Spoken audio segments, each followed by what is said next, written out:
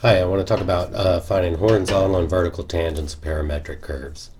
So if you remember some stuff from basic calculus, if we're trying to find the slope of the tangent line, that we think about that as being the derivative, which we can denote by dy dx. The thing is whenever we're looking at things in parametric form, we can't differentiate y directly with x, but we can differentiate each one of these with respect to t.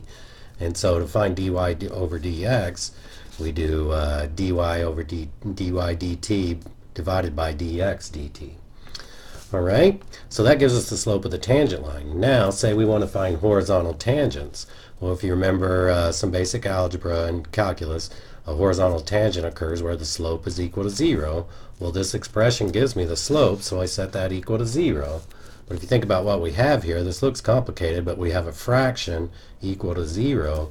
The only way a fraction equals 0 is if its numerator is equal to 0. So if I want to find a horizontal tangent, I just set the numerator equal to 0. So if I solve the dy dt equal to 0, that'll find when the horizontal tangents occur at. We might have a little bit of work to do.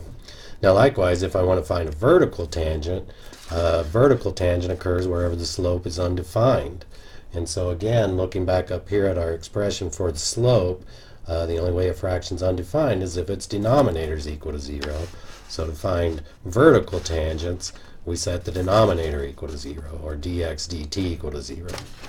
All right, so let's look at this with an example we've already seen, but we didn't find the vertical and horizontal tangents. So here's an equation or curve that we were looking at, and then say I tell you to find the xy coordinates of the horizontal and or the vertical tangents. All right, so let's just find the horizontal ones first.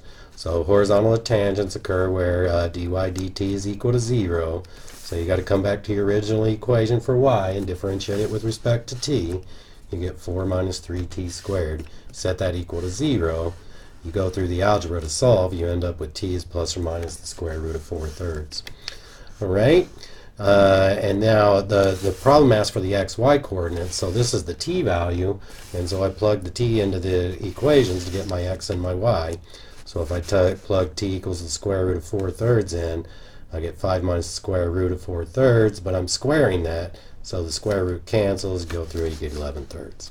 Y coordinate's a little bit more complicated, but still, you just plug in the square root of 4/3 for t, and you can basically leave it in this form. Just remember, I can write this a little bit more simply because a square root is the denominator in a fractional exponent. So we get 4 times the square root of 4/3, and I can write this second part right here as 4/3 to the 3/2.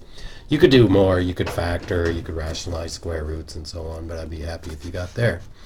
All right, so then at t equals negative square root of 4/3, the x will be the same because you're just squaring that negative, so that's not a big deal. The y basically looks the same. You just got to keep up with your signs. You have a negative here. You have a negative that you're cubing, so that negative will stay there. So these two will combine to a plus.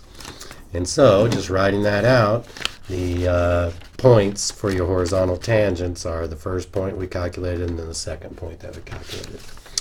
All right, the vertical tangents are a little bit simpler. For the vertical tangents, we're setting dx dt equal to 0. So you differentiate your x equation with respect to t. We get negative 2t is equal to 0.